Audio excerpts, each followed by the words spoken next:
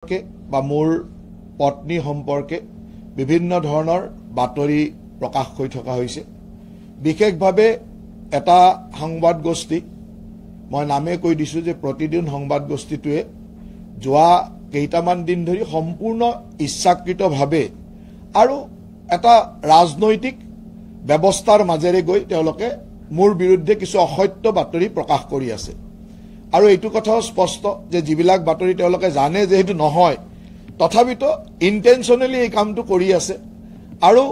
তেখেতসকলে তাৰ লগে লগে কংগ্ৰেছ দলটোকো ব্যৱহাৰ কৰিছে। বাতৰিটো হোৱাৰ লগে লগে তাৰ লগে লগে কংগ্ৰেছেও তাৰ লগত একেলগে কামখিনি কৰি থাকে। কৰবাত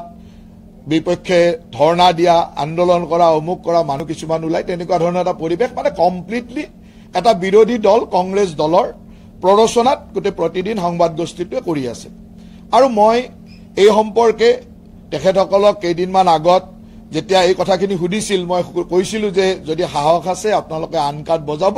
মই কৈ দিওঁ। কিন্তু তেখেতসকলৰ সিমানটো সাহস নহল যে আন কাটখিনি বজাবৰ কাৰণে। আগৰখিনি বজাই দিলে, যিখিনি তেওঁলোকৰ কথা ক'লো সেইখিনি বজাবলৈ সাহস নহল। গতিকে মই আজি আশা ৰাখিম যে তেওঁলোকে আজিৰ কথাখিনি কমচে কম ৰাইজক বজাই দিব, যে ৰাইজে যাতে জানে কি কথা আচলতেনো কি। মানুহ এজনৰ বিপক্ষে কথা কোৱাৰ আগতে তাৰ সত্যতাটো জানিব লাগে। প্ৰথম কথা হ'ল যে আজি দুদিনমান ধৰি প্ৰতিদিন সংবাদ গোষ্ঠীটো এটা বাতৰি প্ৰকাশ কৰি আছে যে কোনোবা এজন RTI এক্টিভিষ্টৰ অকমান কথা দেখায় আৰু তাৰ পিছৰখিনি নেদেখায়। অকমান কথা দেখাই তেওঁ কয় যে গৰুখুটিলৈকে অনা 90জনী গীৰ গাই অন্তৰ্ধান হ'ল, আৰু এই অন্তৰ্ধান হৈছে ৰঙিয়া ষ্টেচনৰ পৰা, আৰু ৰঙিয়া ষ্টেচনৰ ওচৰত মোৰ পত্নীৰ মালিকাধীন ফাৰ্মখন আছে। গতিকে তেওঁলোকে মোটামুটি মানে মই মোৰ ফাৰ্মলৈকে গৰুখিনি গৈছে এনেকুৱা এটা মিনিং কৰি কয়, কিন্তু ডাইৰেক্টলিও নকয়, কাৰণ লিগেল কথা আছে, কেছ লাগিব পাৰে, আইনী কথা আহিব পাৰে, সেইকাৰণে ডাইৰেক্টলি নকয়। কয় যে ৰঙিয়াত অন্তৰ্ধান হৈছে আৰু ৰঙিয়াৰ ওচৰতে মোৰ পত্নীৰ মালিকাধীন ফাৰ্মখন আছে। গতিকে তেওঁলোকৰ মিনিংটো মই বুজিয়ে আছো, তেওঁলোকে কি কথা ৰাইজক আচলতে মোৰ বিপক্ষে ক'ব খুজিছে। তেখেতসকলৰ জ্ঞাতাৰ্থে মই জনাই থওঁ যে তেখেতসকলৰ চেনেলতে এই কথাখিনি আগতে কৈ থৈ গৈছে। কাৰণ আগতে তেওঁলোকে যেতিয়া এই কথাটোলৈ বিধানসভাত অখিল গগৈ ডাঙৰীয়াই প্ৰশ্ন কৰিছিল, পদ্ম হাজৰিকাই তাৰ উত্তৰ দি থৈছে। আৰু সেই উত্তৰৰ পিছদিনাখন, সেইটো মোষ্ট প্ৰবেবলি ফেব্ৰুৱাৰী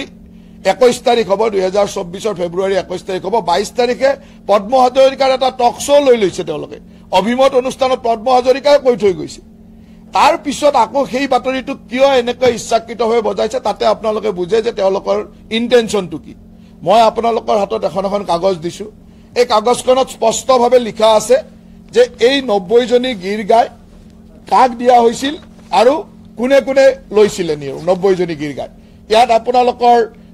9জন মানুহৰ নাম লিখা আছে, আপোনালোকে সকলোৱে পাইছে এইখন। আৰু এই 90জনী গীৰ গাই কোনো ফ্ৰী লোৱা নাই, সকলোৱে কিনি লৈছে। গৰুখুটি প্ৰকল্পলৈকে 300 গীৰ গাই আহিছিল। এই 300 গীৰ গাইৰ 90জনী গীৰ গাই তেওঁলোকৰ সিদ্ধান্ত মৰ্মে, কাৰণ সেই সময়ত তেওঁলোকৰ ইমান গৰু ৰাখিব পৰা গোহালি প্ৰস্তুত হোৱা নাছিল। সেইকাৰণে কোনোবাই যদি নিব বিচাৰে উচিত মূল্য দি পেলাই নিব পাৰে বুলি তেওঁলোকে কৈছিলে। আৰু সেই সময়ত মোৰ ফাৰ্মলৈকেও এই তাত লিখা আছে JMB একুৱা এগ্ৰ প্ৰাইভেট লিমিটেড, এইটো মোৰ পত্নীৰ মালিকাধীন ফাৰ্ম। এই ফাৰ্মখনৰ নামত 20জনী গাই গৰু আমি কিনি লৈছিলো, আৰু তাৰ কাৰণে 13,20,000 টকা পেমেণ্ট কৰিছিলো। আৰু পেমেণ্ট কৰা যিখন বেংকৰ ৰচিদ সেইখনো আপোনালোকক বেকফালে দি দিছো। বেংকৰ জৰিয়তে পেমেণ্ট কৰিছো। গৰুখুটি প্ৰকল্পত এই NDDBৰ জৰিয়তে গৰুখিনি আহিছিল, আৰু এই বেংকত 13,20,000 টকা পেমেণ্ট কৰা ৰচিদখনো মই দি দিছো। আৰু সকলোৱে তেনেকে পেমেণ্ট কৰিছে। আৰু টোটেল এই 90জনী গীৰ গাইৰ লগত যিসকলৰ নাম আছে আপোনালোকে ইয়াতে চাওক, যে এজন Neeraj Bora, Babul Nath, MLA Kamalpur, MLA Gohpur, MLA Jonai, MP Mangaldoi, vice chairman GMDA, এই সকলে কোনে কেইটা গাই লৈছিলে, 2টা 10টা এনেকে পুৰা 90জনী গাই কোনে কোনে লৈছিলে আৰু সকলে কিমান পইচা দিছে সেইটো লিখা আছে। কোনেও গাই ফ্ৰী লোৱা নাই, কোনেও গৰু ফ্ৰী লোৱা নাই, সকলোৱে গৰুসমূহ উচিত মূল্য দিয়ে। আৰু এইটো এইকাৰণে কৰিছিল যে তেওঁলোকৰ গোহালিটো প্ৰস্তুত হোৱা নাছিল। তেওঁলোকৰ ইমান গৰু 300 গৰু ৰাখিব পৰা গোহালি নাছিলে। তেতিয়া এটা সিদ্ধান্ত ললে কোনোবাই যদি গৰুখিনি নিব খোজে নিব পাৰে। গতিকে আমি তেতিয়া মোৰ ফাৰ্মৰ কাৰণে, মোৰ পত্নীৰ মালিকাধীন ফাৰ্মৰ কাৰণে 13,20,000 টকা দি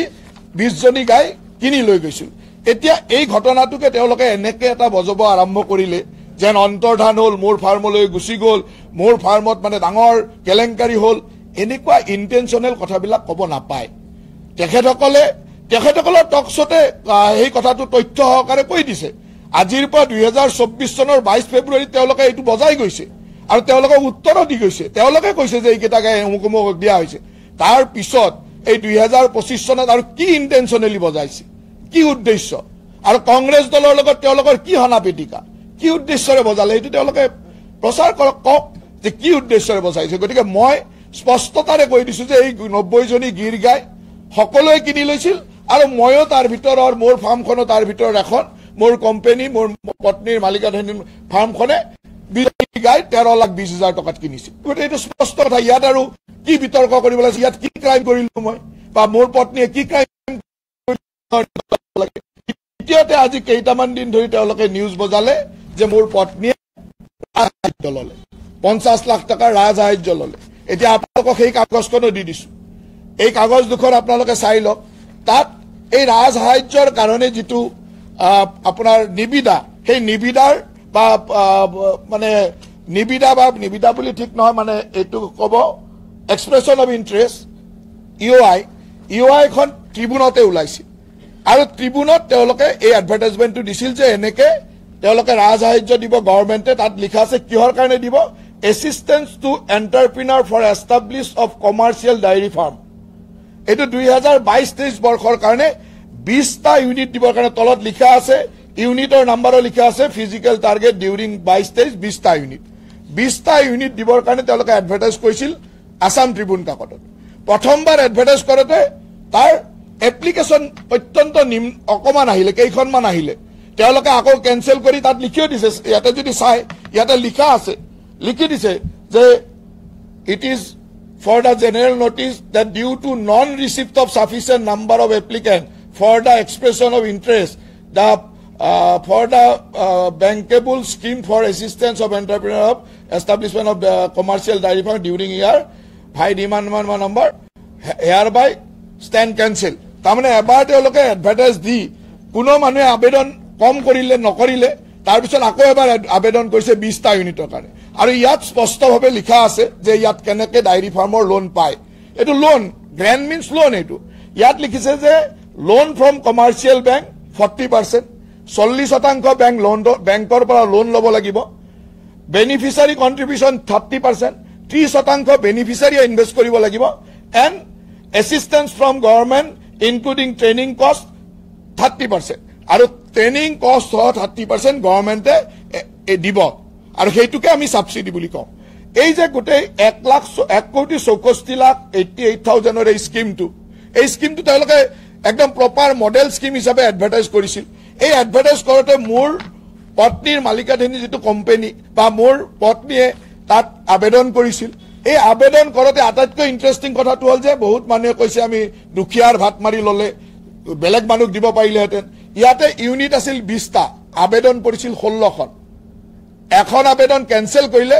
20জনক দিবৰ কাৰণে 20জন মানুহে আবেদনে নকৰিলে, 15জন মানুহ। আৰু আপোনালোকে শুনি আচৰিত হ'ব যে এইটো ল'বৰ কাৰণে তেতিয়া কৃষিমন্ত্ৰী আছিল অতুল বৰা ডাঙৰীয়া।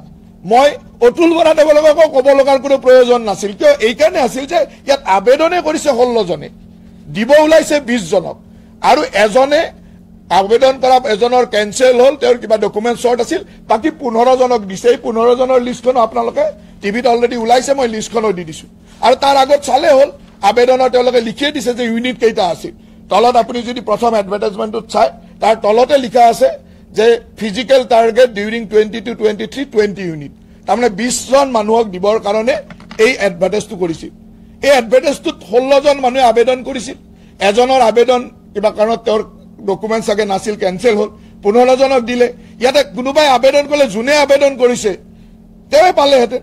আৰু মোৰ পত্নীয়ে যেহেতু ডায়েৰী ফাৰ্ম, আৰু ইয়াতে ডায়েৰী ফাৰ্ম কৰিবৰ কাৰণে এক্সিষ্টিং ডায়েৰী ফাৰ্ম থাকিব লাগিব। এই ডায়েৰী ফাৰ্মখন আপগ্ৰেড কৰিবৰ কাৰণে তেওঁলোকে লোন দিব, আৰু লোন ল'বৰ কাৰণে বেংকে আপোনাক লোন দিব লাগিব। বেংকে লোন দিলে তেওঁলোকে বেংকলৈকে ছাবচিডিটো পঠাই দিব, ছাবচিডি পইচাটো বেংকলৈকে পঠাই দিব। গতিকে ইয়াত ক'ত ভুল কৰিলে মই সেই কথাটো বুজি নাপালোঁ। আৰু এইটো কোনো দুখীয়া মানুহৰ যে কোনোবাই পাবলগীয়াক বঞ্চিত কৰি তেওঁ পাইছে, তেতিয়াও ক'লোহেঁতেন যে ইয়াত আবেদন কৰিলে আৰু 5জনে পালেহেঁতেন, আবেদনে নাহিলে গতিকে এনেকুৱা এটা বাতৰি তেওঁলোকে জানে এই গোটেই কাগজখিনি তেওঁলোকৰ ওচৰত আছে এই কাগজখিনি তেওঁলোকৰ এটা আছে এইখন বজাইছে মানে তাৰ আগৰখনো আছে এইখনতো পেপাৰত তেওঁলোকে দেখুৱাইছে মোৰ পত্নীৰ নাম থকাটো দেখুৱাইছে গতিকে এইখনো আছে আগত 20টা যে ইউনিট আছিল 20টা ইউনিটৰ যে 15টাই দিব পাৰিলে এই কথাটো তেওঁলোকে জানে কিন্তু মানুহজনৰ ইন্টেনশনটো এনেকুৱা যে তেওঁলোকে ইন্টেনশনালি মোৰ ভাৱমূৰ্তি নষ্ট কৰিবৰ কাৰণে কাম কৰি আছে মই তেওঁলোকক এই কথাখিনি সিদিনাখন খুব সুন্দৰকৈ বুজাই দিলো যে এই আসল কথাটো এইটো এনেকে এনেকে ৰাজসাহায্য লৈছে এইটো নিয়ম আৰু ইয়াত কোনো দুখীয়া মানুহক মানে বঞ্চিত কৰি কোনো প্ৰাপ্য মানুহক বঞ্চিত কৰি লোৱা নাই আনকি প্ৰাপ্য মানুহে নোলালে যে কোনোবা আবেদন কৰা প্ৰাপ্য মানুহ নোলাল তাৰপিছত সেইকাৰণে মই কৈছিলো যে যিবিলাক মানুহে এইবিলাক কথালৈ খুব খুচৰি থাকে সেইবিলাক মানুহৰ ব্যক্তিগত জীৱন বা সামাজিক জীৱনবিলাকো মই সিদিনাখন আনকাট বজাবলৈ কৈছিলো যে আনকাট বজাওক যে আপোনালোকৰ যদি সাহস আছে বজাওক যিজন মানুহে মই তাত লিখি দিছিলো যে চালনীয়ে বেজি খায় গাত ফুটা আছে বুলি চালনীৰ গোটেই দেহটোতে ফুটা থাকে এইটো তেওঁ দেখা নাপায় সেই সংবাদ গোষ্ঠী প্ৰতিদিন সংবাদ গোষ্ঠীটোৰ গোটেই দেহটোতে ফুটা আছে মালিকৰ পৰা চিফ এডিটৰৰ পৰা তেওঁলোকৰ মানে এই যিখন এংকৰ ওলাই তেওঁৰ পৰা সকলোৰে দেহত ফুটা আছে ইমানেই ফুটা আৰু মইতো দায়িত্ব সহকাৰে ক'ব পাৰো যে যিদিনাখনৰ পৰা বিজেপি দলত যোগদান কৰিছো সেইদিনাখনৰ পৰা কোনো ধৰণৰ বেয়া কাম কৰাৰ নজিৰ কোনো দেখুৱাব নোৱাৰে কোনো তথ্য দিব নোৱাৰে কংগ্ৰেছ দলত যেতিয়া আছিলো তেতিয়া কংগ্ৰেছ দলৰ কাৰণে কিছুমান এনেকুৱা কাম কৰিছিলো যিবিলাক কামে আজিও আমাক টানি থাকে কংগ্ৰেছ দলে তাৰ দায়িত্ব ল'ব লাগিব আমি কংগ্ৰেছ দলত যেতিয়া আছিলো যুৱ কংগ্ৰেছ কৰিছিলো তেতিয়া বহুত এনেকুৱা কামক আমাক জড়িত কৰা হৈছিল যিবিলাকৰ দায়িত্ব কিন্তু কংগ্ৰেছ দলে ল'ব লাগিব কাৰণ কংগ্ৰেছ দলত থকাৰ কাৰণে এইবিলাক কৰিব লগা হৈছিল বিজেপি দলত অহাৰ দিনাখনৰ পৰা 2015 চনৰ পৰা 10 বছৰ হ'ল গৌৰৱেৰে ক'ব পাৰো যে কোনো ধৰণৰ বেয়া কামত কোনো ধৰণৰ অনৈতিক কামত কোনো ধৰণৰ বেয়া ব্যৱস্থাৰ মাজত সমাজক হানি কৰা কাম ৰাষ্ট্ৰ হানি কৰা কাম এটাও কৰা নাই আৰু ভৱিষ্যতেও নকৰো আৰু সেই কাৰণে ইমান সগৌৰৱে নিজৰ কথাখিনি কোৱাৰ স্পষ্টতা আছে ক'ব পাৰো কৈছো যিটো সংবাদ গোষ্ঠী প্ৰতিদিনে এই ধৰণৰ নিউজ বনাইছে তেওঁলোকক মই ক'ব খুজিছো আজিও কম যে তেখেতসকলৰ ৱেবছাইটত তেখেতসকলৰ স্বত্বাধিকাৰী তেওঁৰ নিজৰ এটা ডাটা উঠাই থৈছে আপোনালোকে নেটত চালে পাব স্বত্বাধিকাৰী লিখি থৈছে যে তেওঁ কি লিখিছে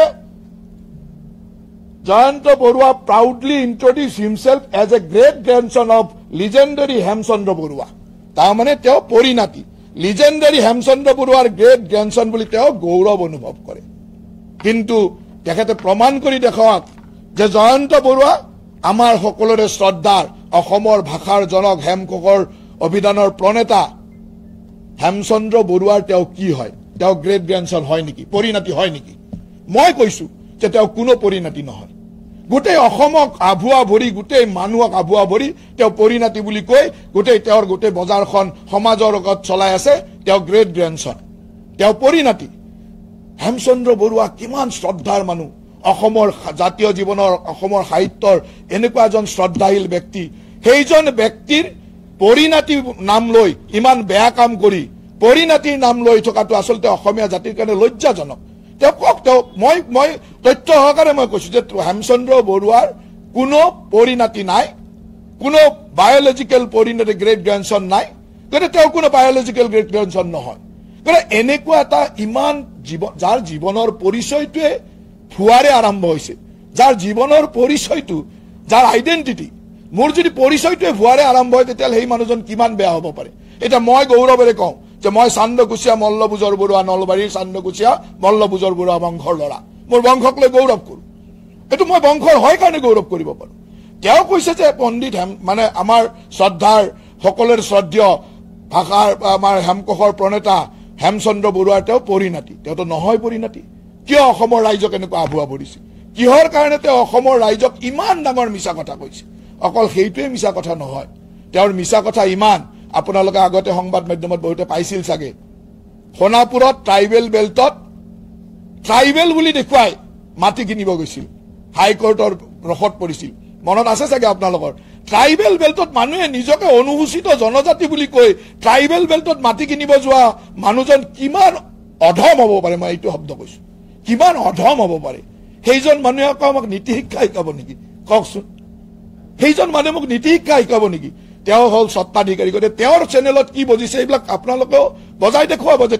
তেওঁ যেনেকৈ আমাৰ সন্মুখত বুমটো পঠাই দি সুধে যে আপোনাৰ পত্নীয়ে ৰাজআই জ্বলিছে আপোনালোকে তেওঁৰ ওচৰত বুমটো পঠাই দি সুধিব যে আপুনি হেমচন্দ্ৰ বৰুৱাৰ পৰিণতি হয় নেকি সুধক হেমচন্দ্ৰ বৰুৱাৰ পৰিণতি হয় নে নহয় তেওঁ উত্তৰ দিয়ক অসমৰ ৰাইজক ইমান দিনটো একেবাৰে প্ৰধানমন্ত্ৰীৰ ওচৰলৈ গৈ বেইলি সংস্কৰণ কৰি দেখুৱাই দিয়ে এনেকুৱা এটা দেখুৱালে যে তেওঁহে তেওঁৰ বালিকাধীন তেওঁহে তেওঁৰ অথৰিটি নহয় ৰাজ মানে তেওঁৰ মানে হেৰিটো তেওঁৰ ওচৰতে আছে তেওঁতো পৰিণতি নহয় গতিকে তেনেকুৱা আভুৱা ভৰা মিছা কথা কোৱা মানুহ এজন কিমান বেয়া হ'ব পাৰে সমাজ জীৱনৰ কাৰণে কিমান কুলক্ষিত হ'ব পাৰে সেই কথাটো আপোনালোকে জানিব লাগে আৰু মই জানিবৰ কাৰণে কথাটো কৈছো মোৰ এইবিলাক কোৱাৰ ইণ্টেনশ্যন নাছিল কিয় আমি ৰাজনীতি কৰা মানুহ আমি যেতিয়া চৰকাৰী কামত থাকো আমাক কেতিয়াবা সমালোচনা কৰক আমাৰ ক'বলগীয়া একো নাই এটা মোৰ পত্নীয়ে কিবা ব্যৱসায় কৰিছে সেই ব্যৱসায়লৈকে মোৰ পত্নীৰ ব্যৱসায়লৈকে যেতিয়া যাব তেওঁলোকৰ তেতিয়া সঁচা কথাবিলাক উন্মোচন কৰিব লগা হয় মোৰ ল'ৰা ছোৱালীলৈকে যেতিয়া যাব তেতিয়া তেওঁলোকৰ সঁচা কথাবিলাক উন্মোচন কৰিব লগা হয় আৰু সেইকাৰণে মই কৈছো মোৰ ইমান দিন আমাৰ লগত মোৰ বহুত নিউজ বজায় মই কেতিয়াও নকওঁ নিউজ বজায় অধিকাৰ আছে প্ৰত্যেকটা সংবাদ মাধ্যমৰ অধিকাৰ আছে সংবাদ মাধ্যমে মোৰ ভাল বজাব কেতিয়াবা বেয়া বজাব ভাল বজালে প্ৰশংসা কৰোঁ বেয়া বজালেও বেয়া নাপাওঁ ঠিক আছে বজাব আমি তাৰ পৰা সংশোধন ল'ম কিবা ভাল কাম কৰিম কিন্তু সকলোৱে জানে যে মোৰ পত্নীয়ে তাত এখন ফাৰ্ম কৰিছে কোনো অনিয়ম কৰি তাৰ ফাৰ্মত ৰাজসাহায্য বা হেৰি লোৱা নাই বেংকৰ লোন লৈছে লোন লৈ তাত ছাবচিডি পাইছে তাৰপিছত তেওঁ তাৰ আগতেও এপেক্স বেংকৰ লোন লৈছিলে তাৰ আগতে ফাৰ্মখন এষ্টাব্লিছ কৰাৰ সময়ত এপেক্স বেংকৰ লোন লৈছিলে তেতিয়াও নেটফিৰ পৰা ছাবচিডি পাইছে এগ্ৰিকালচাৰ ভেটেনেৰী ফিচাৰী এইবিলাকত যদি লোন লৈ ছাবচিডি পায় এইটো নিয়ম এগ্ৰিকালচাৰ ভেটেনেৰী ফিচাৰী এইবিলাকৰ চেক্টৰত ইভিন মই সিদিনাখনো কৈছো যে আমি এতিয়া ইণ্ডাষ্ট্ৰী বনাই আছো ইণ্ডাষ্ট্ৰীবিলাকত আমি 30% কেপিটেল ছাবচিডি নিদিওঁ নেকি কোনোবা এখন হোটেল বনালে 5 কোটি টকা ইনভেষ্ট কৰি হোটেল বনালে তো 30% কেপিটেল ছাবচিডি আমাৰ পৰা চৰকাৰৰ পৰা লৈ যায় জিএছটি ৰিবেট পায় তো যি ইণ্ডাষ্ট্ৰী আমি প্ৰমোট কৰিব খুজো সেই ইণ্ডাষ্ট্ৰীত চৰকাৰে এনেকুৱা ছাবচিডি দিয়ে ই সকলোৱে পাব ই প্ৰতিদিনৰ মালিকে বিচাৰিলেও পাব আৰু মালিকেও তেনেকুৱা চাগে দুই এটা লোৱা ওলাব মোৰ ওচৰত তথ্য অহা নাই তেওঁলোকে পাব চবে বিচাৰি পায় অলপ কেইদিনমান আগতে এনেকুৱা ছাবচিডি বিচাৰি আপোনালোকৰ সংবাদৰ দুজন মালিকে আবেদনো কৰিছে মই জানো গতিকে সকলোৱে পাব এইটো কোনো অন্যায় নহয় গতিকে এনেকুৱা ধৰণৰ ন্যায়সংগত কাম এটা কৰাৰ পিছতো আৰু অলৰেডি এছেম্বলিত ওলাই গৈছে এছেম্বলিত তথ্য আহিছে যে এই 90 জনী গীৰ্গাই কাক দিছিলে কিমান পইচাত দিছিলে সেই তথ্য এছেম্বলিত পদ্ম হাজৰিকাই দি দিছে এটা নিউজটো বজাবলৈ যদি ঠিক আছে তথ্য নাই গৰুখুটিৰ প্ৰকল্পৰ অধ্যক্ষ পদ্ম হাজৰিকা আছে তেওঁকতো চিনি পায় তেওঁ সুধিলে তেওঁ তথ্যটো দি দিয়ে তাৰমানে ইণ্টেনশ্যনেলি আমাৰ ইমেজটো নষ্ট কৰিবৰ কাৰণে তেওঁলোকে কাম কৰে গতিকে এনেকুৱা ইণ্টেনশ্যনেলি নষ্ট কৰিলে তেওঁলোকৰ সমাজত যিটো প্ৰতিষ্ঠা তাকোতো নষ্ট কৰিব লাগিব নে নাই গতিকে আপোনালোকে এইটো বজাব যে তেওঁ হেমচন্দ্ৰ বৰুৱাৰ একো নহয় কাৰণ তেওঁৰ প্ৰতিষ্ঠাটো হেমচন্দ্ৰ বৰুৱাৰ পৰিণতি বুলি তেওঁ অসমত প্ৰতিষ্ঠা কৰিব বিচাৰিছে মই হেমচন্দ্ৰ বৰুৱা মানে এটা পণ্ডিত এটা ইমান ডাঙৰ পৰিয়ালৰ পৰা ইমান জ্ঞানী মানুহৰ মই পৰিণতি বুলি প্ৰতিষ্ঠা কৰে তেওঁ আচলতে একো নহয় গতিকে সেইটো আপোনালোকে বজাব লাগিব তেওঁৰ প্ৰতিষ্ঠাটো আমাৰ প্ৰতিষ্ঠা যেনেকৈ নষ্ট কৰিব খোজে তেওঁলোকৰ প্ৰতিষ্ঠাও নষ্ট আপোনালোকে কৰাৰ দায়িত্ব কিয় দায়িত্ব যে আমাৰ প্ৰতিষ্ঠা নষ্ট যোনে কৰিব আমি কোনো বেয়া কাম কৰা নাই মই দায়িত্ব সহকাৰে কৈছো 2015 চনত বিজেপিত যোগদান কৰাৰ পৰা কোনো ধৰণৰ বেয়া কাম কোনো ধৰণৰ অসামাজিক কাম কোনো ধৰণৰ ৰাষ্ট্ৰক বেয়া কৰিব পৰা কোনো কাম কৰা নাই এটা দায়িত্ব সহকাৰে কৈছো কোনোবাই যদি প্ৰমাণ দিব পাৰে তেতিয়া মই কম যে এইটো আপুনি বেয়া কাম কৰিছে আজিলৈকে কৰা নাই গতিকে আমি সততাৰে ক'ব পাৰো কিন্তু তেওঁলোকে সেই সততাৰে ক'ব নোৱাৰে মই ক'লোৱে যে নামৰ যাৰ পৰিচয় গণ্ডগোল জনজাতি বুলি নিজৰ মাটি কিনিব যায় ট্ৰাইবেল বেল্টত সেই মানুহৰ কি হেৰি আছে এটা যিজন তাৰ মুখ্য সংবাদক তেওঁলোকে বহুত নিউজ বজাই থাকে অজস্ৰ গ্ৰাহস্থ হিংসাৰ নিউজ বজায় সৰু ঘটনা এটা হ'লে এনেকে বজায় যে পৰিয়ালটোৱে মুখ ওলাব নোৱাৰা হৈ যায় সেইজন মানুহৰ পত্নীক তেওঁ কি কৰে সেইজন মানুহৰ কন্যাক তেওঁ কি কৰে কন্যাই আহি নিজৰ ষ্টুডিঅ'ৰ ভিতৰত মুখত থু মাৰি থৈ যায় সেইবিলাক ঘটনাটো আপোনালোকে জানে সংবাদ মাধ্যমৰ সব মানুহে জানে সেই মানুহে এটা চুট্টাই লগাই সুন্দৰভাৱে বিৰাট ভাল ভদ্ৰলোকৰ দৰে কথা কোৱাৰ নৈতিক অধিকাৰ আছে নেকি আছে জানো নৈতিক অধিকাৰ নিজে প্ৰথম হট হ'ব লাগিব হজৰত মহম্মদে যেনেকে চেনি খাবলৈ নিজে বন্ধ কৰি মিঠাই খাবলৈ বন্ধ হৈ মিঠাই খাব হাক দিছিল তেনেকে নিজক প্ৰথম হট কৰি লোৱা তাৰপিছত বেলেগৰ কথা ক'বা এনেকুৱা ধৰণৰ নৈতিক স্খলন হোৱা কিহৰ কাৰণে হৈছে এইটো আপোনালোকে জানে তেওঁলোকে যেনেকে বেলেগৰ গ্ৰাহস্থ হিংসা বজাই থাকে তেওঁলোকৰ মুখ্য সম্পাদকজনৰ গ্ৰাহস্থ হিংসাৰ ওপৰত এটা টকশ্ব পাতক যদি সাহস আছে হেমচন্দ্ৰ বৰুৱাৰ নাতিয়েক নহয় বুলি এটা টকশ্ব পাতক যিজনে এইকেইদিন খুব চিঞৰ বাখৰ কৰি আছে আপোনালোকৰ বহুতৰ মাজত এইটো ধৰণৰ 2 বছৰ 1.5 বছৰ আগৰ এটা ভিডিঅ' আছে যিজনে চিঞৰ বাখৰ কৰি আছে ক'ত ধৰা পৰিছিল গুৱাহাটীত সেই ভিডিঅ'টো আপোনালোকৰ তাত আছে বহুতৰে আছে মই কোৱা নাই সেই ভিডিঅ'টো লাগিলে কেতিয়াবা দি দিম যিজনে এইকেইদিন টিভিত বিৰাট আৰু তেওঁ সেই মুখ্য সম্পাদকজনৰ খুলখালিয়া নিজৰ বায়েকক এনেকুৱা কৰাৰ পিছতো যদি কাবাৰ মানৱতা নাথাকে কোনো ধৰণৰ মানৱতা নথকা মানুহ হয় যে নিজৰ বায়েকক অত্যাচাৰ কৰিলে যদি তেওঁ সহ্য কৰিব পাৰে সেইজন মানুহৰ ক'ত মানৱতা আছে কওক মই আজি এইকাৰণে কৈছো যে এইবিলাক কথা সমাজে জানিব লাগে আমাক যেনেকে নগ্ন কৰিবৰ কাৰণে বেয়া দেখুৱাবৰ কাৰণে চেষ্টা কৰে যে আমি নোহোৱা কথাটো আমি নোহোৱাটো বেয়া দেখাবলৈ চেষ্টা কৰে সেইবিলাক হোৱা মানুহৰ কথা কৈছো যে তেওঁ হেমচন্দ্ৰ বৰুৱাৰ নাতিয়ে পৰিণাতি নহয় মুখ্য সম্পাদকজনৰ পত্নীৰ অত্যাচাৰ মানসিক অত্যাচাৰ